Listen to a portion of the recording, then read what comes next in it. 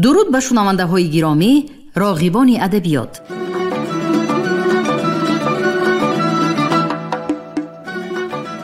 با توجه شما عزیزان، کتاب قهرمان تاجیکستان استاد صدرالدین عینی نمونه ادبیات تاجیک در قرائت کارمند شایسته تاجیکستان علیزاده عبدالرشید خوجانقول. گفتاری 38م.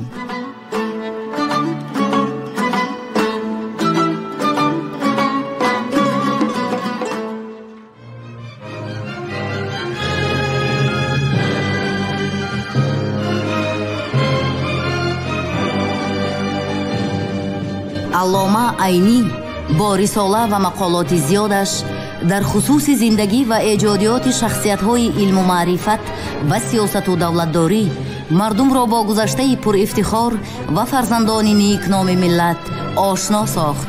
آنها را با تاریخ عبرت آموز و پر افتخار خود پیوست.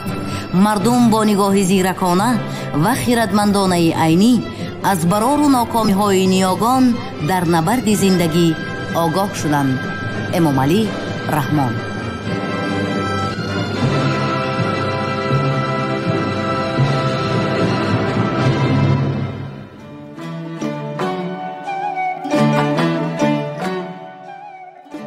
گفتارها در وصف علامه صدرالدین عینی.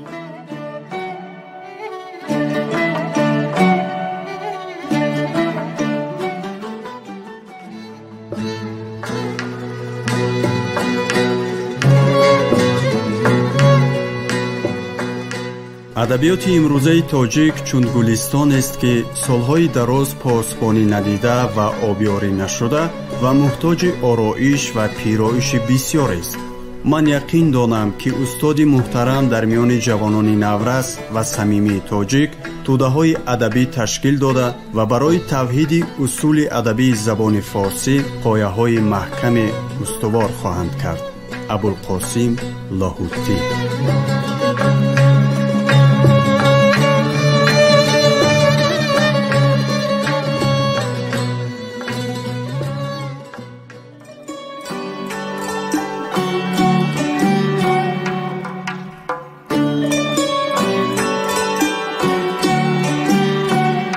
قهرمان تاجیکستان صدرالدین عینی در عرصه فرهنگ ملت ما بسیار قهرمانی ها کرده است، ولی نخستین و بزرگترینش به یگان شبهه نمونه ادبیات تاجیک است که نمونه های درخشان این فرهنگ را قاطعانه به مدعیان بی بنیاد رساند و این ملت را بی باکانه از ترکتازی های زمان رهاند. بنیاد ادبی عینی.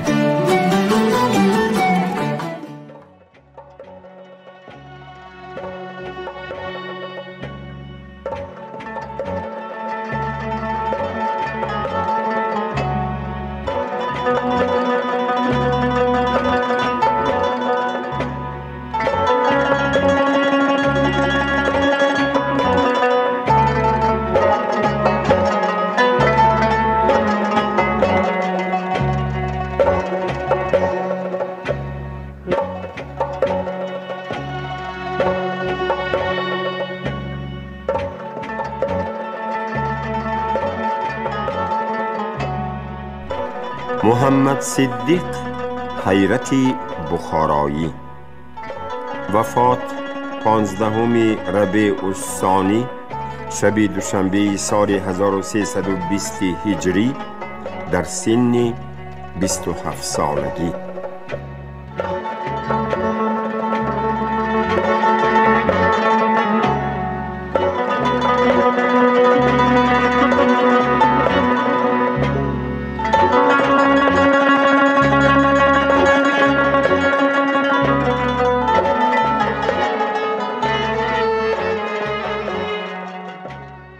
هرچند که ممکن نبود روی تو دیدن، دارم به سراغی تو به هر کوچه دویدن.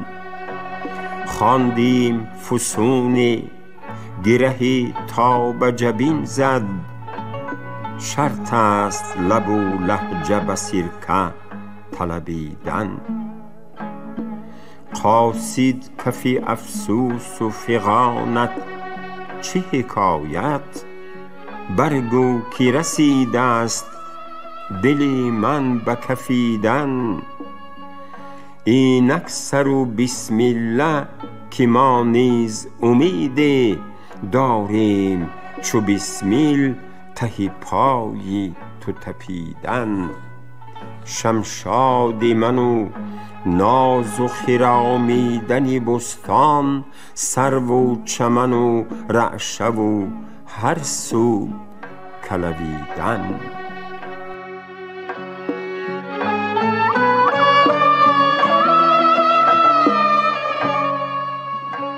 رباعی ربیعیه.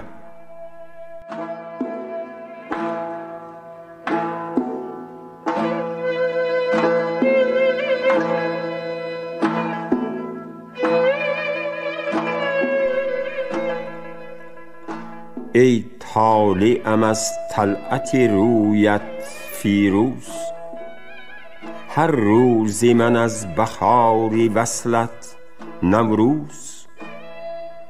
با یادی تو آوانی من آوانی شباب، بی روی تو ایامی من ایامی عجوز.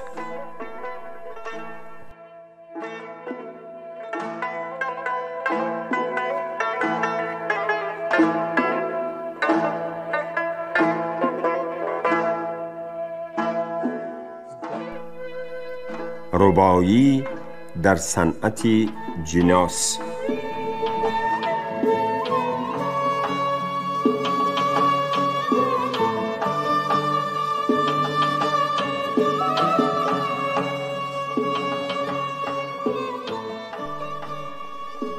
ای آن که به درد دل من درمانی، وصلت همه را رسیده و درمانی. در بزم رقیب اگر قدم درمانی، گر من بروم برون از درمانی.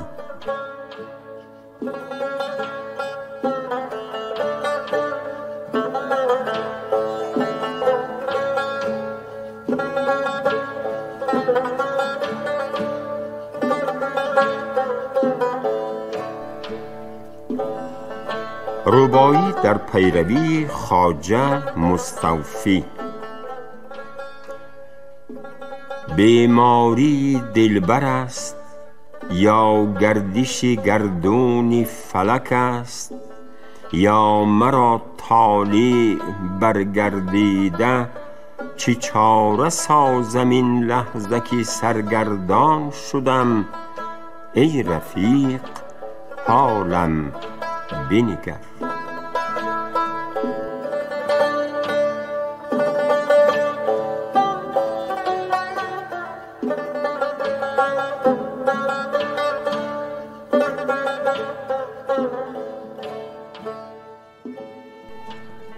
فردیات.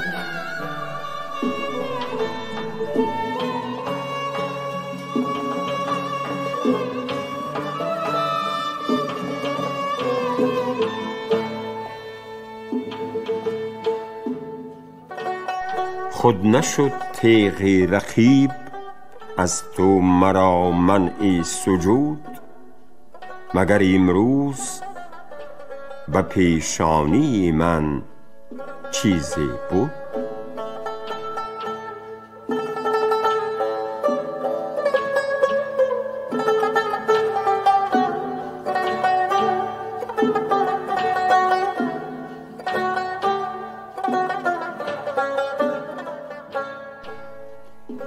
رقیبی کج نظر گفتا که قدش سرو را ماند.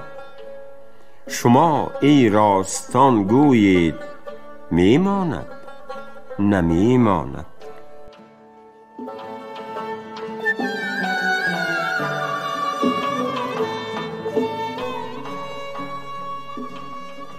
دل را نگاهی شوخی تو کز راهی دیده بود، دزدیست خانه را زرهی تابدان زند.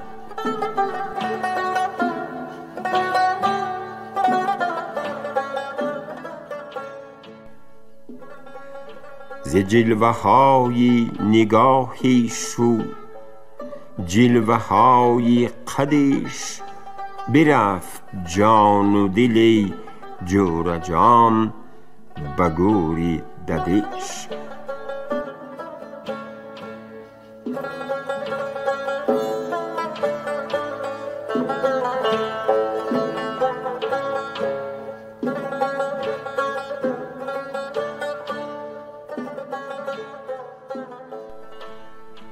یار را وعده وصل است به شب بهر خدا، جانم آمد به لب هم نفسان ساعت چند.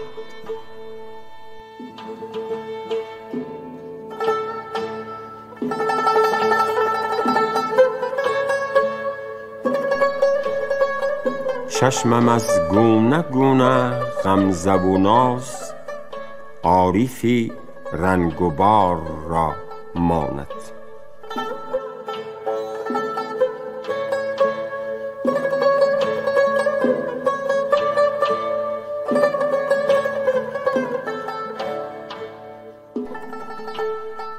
در تضمینی لهجه اطفال.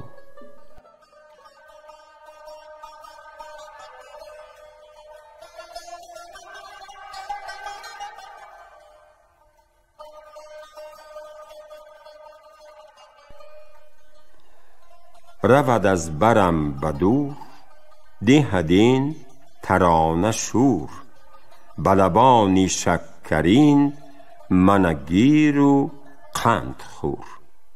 وزن هر مصرع متفاعل فعول.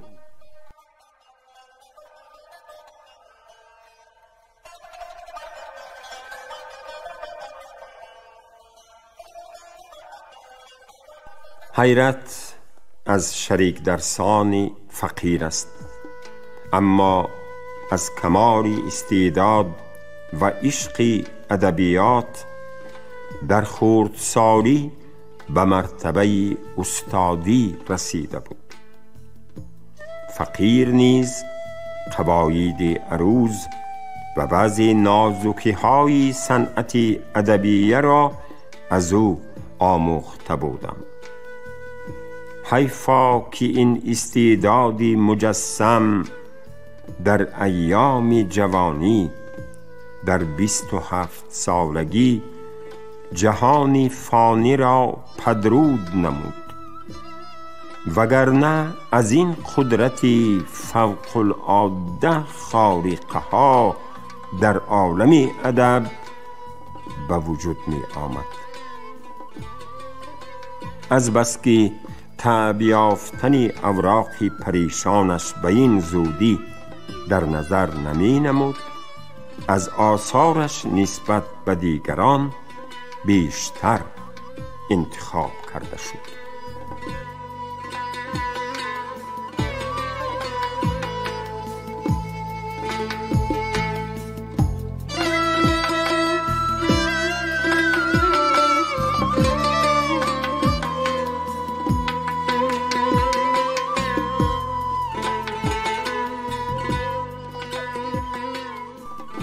حامد بیک ایشیک آقاباشی تاشقرغانی.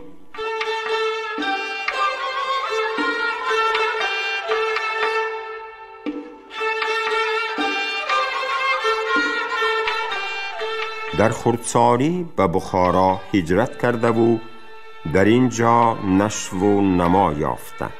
وفات 1328 هجری.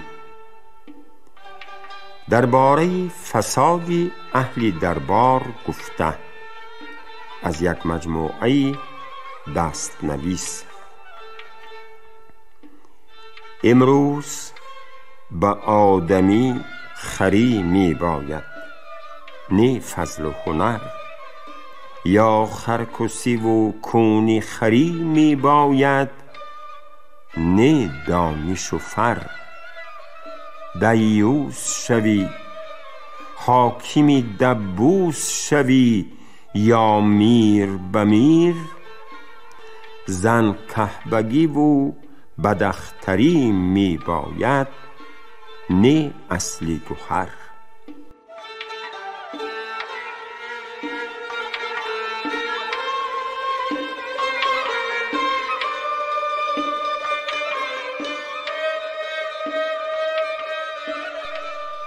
دبوس قلعه دبوس است در میان کاری بخارا که حاضر ضیاءالدین می نامد. میر نامی موضعی از توابع ضیاءالدین است.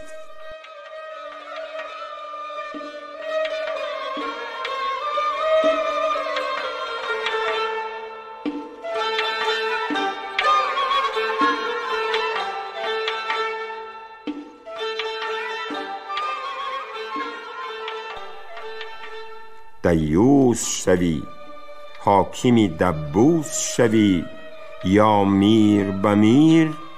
زن کهبگی و بداختری می باید، نه اصلی گوهر.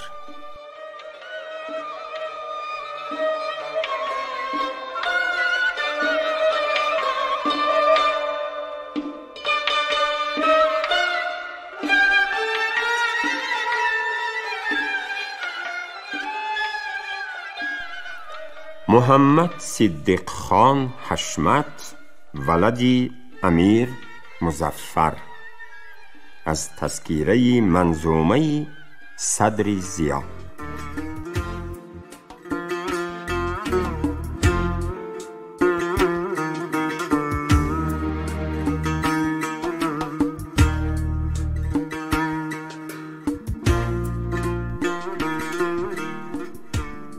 تا کشادی از کمانی ابروان پیکانی ناز، اعتمادم یافت لغزیش بی حد از پیمانی ناز. هوش خود داری مدار از من طمع، زیرا که دل اضطرابی داشت با خود، شد کنون حیرانی ناز. عارضت ماهیست روشن در شبی تاریک زلف، قامتت نخلیست خرم در بهارستانی ناز. خندت عیشیست ظاهر گشته از ملکی عدم، ابرویت طاقیست بالا رفته در ایوانی ناز. این مضمون را بی دل بسیار نکو بسته. چشم شوخت عین ناز، ابروی مشکین نازمز. این چه طوفان است یا رب، ناز بر بالای ناز. ابرویت طاقیست بالا رفته در ایوان ناز، طره مشکیست خوشبو کرده صحنی باغ عشق. جبهت لوحیست بر پا گشته در عنوان ناز. چون فلاخن شد نصیبم دایما سرگشتگی، ابرویت چون از تغافل کرد سرگردانی ناز.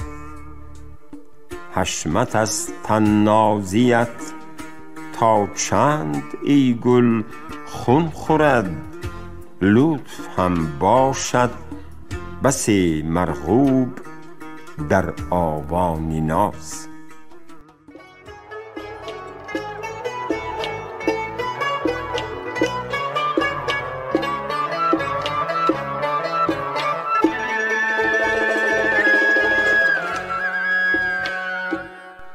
دلم را با همه کاری جهان کار است پنداری، از این سودا دماغم گرم بازار است پنداری. مرا معراج منصور از اناالحق می شود روشن، تو او را زین گنه شایسته دار است پنداری. چو در کالا کساد افتاد حشمت، می کنی طاعت که جنسی ناروا را حق خریدار است پنداری.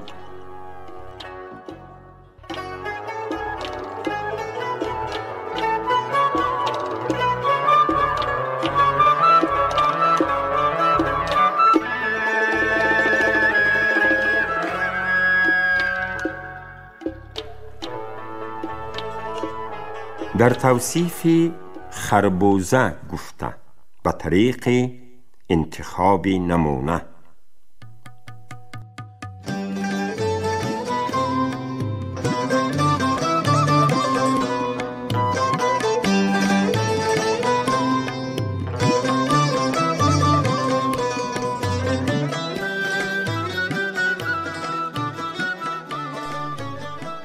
میداد خویش را کن عنبرآگین، ز وصف خربزه لب ساز شیرین.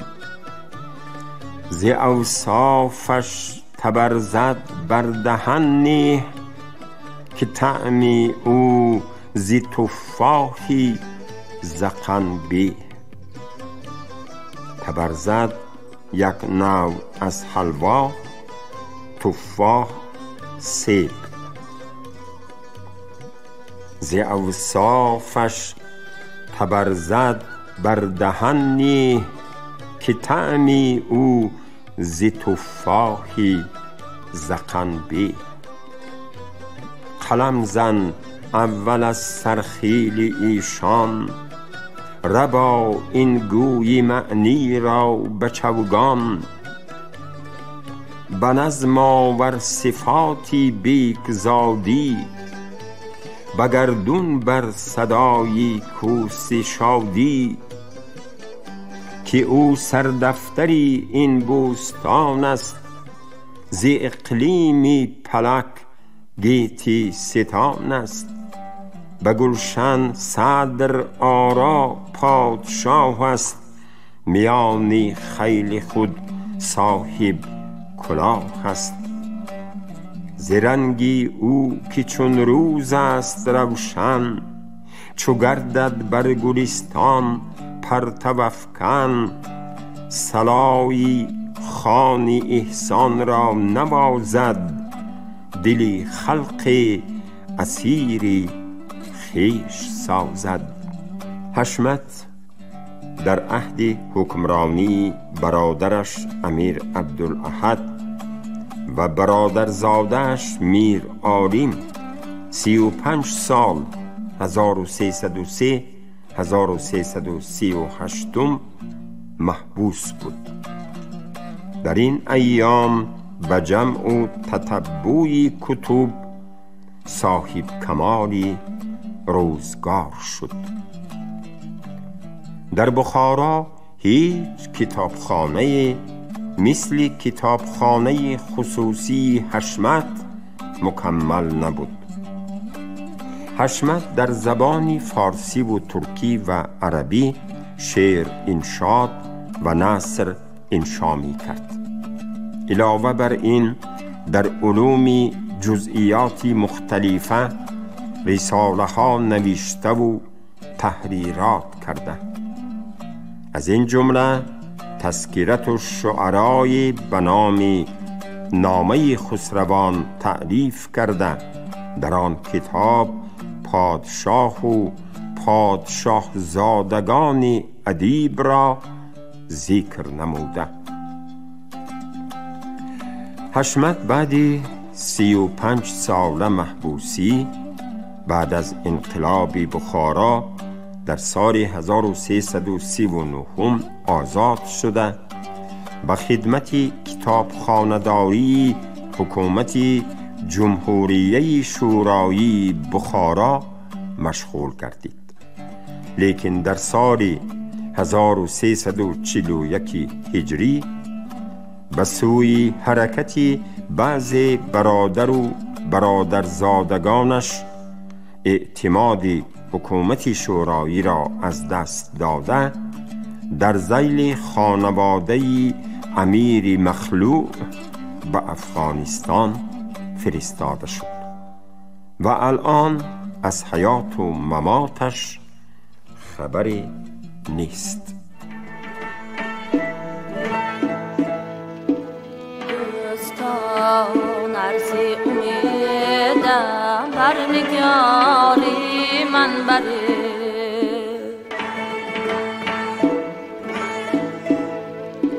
دوستان عرض امیدم بر نگاری من بره.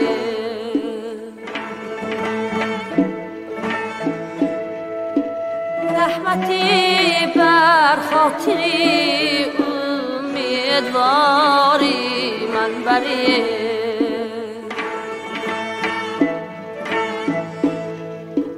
رحمتی بر خاطری امیدواری من بری.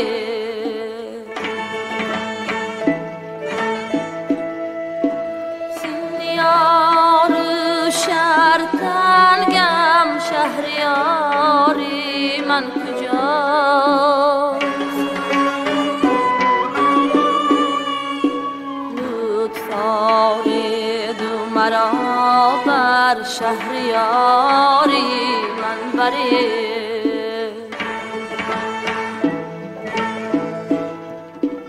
لطف آرید مرا بر شهریاری من بری.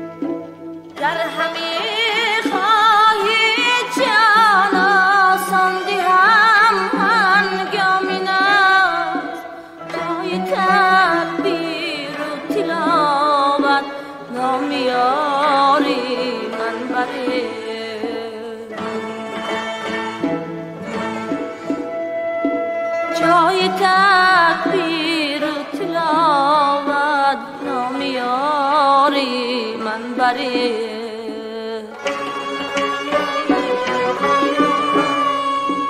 در پریشان روزگاری گر رود عینی زدر جم بینشینی یاد از روزگاری من بری.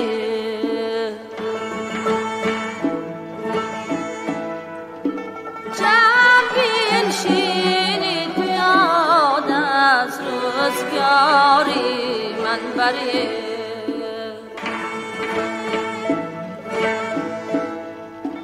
جم بینشینی یاد از روزگاری من بری.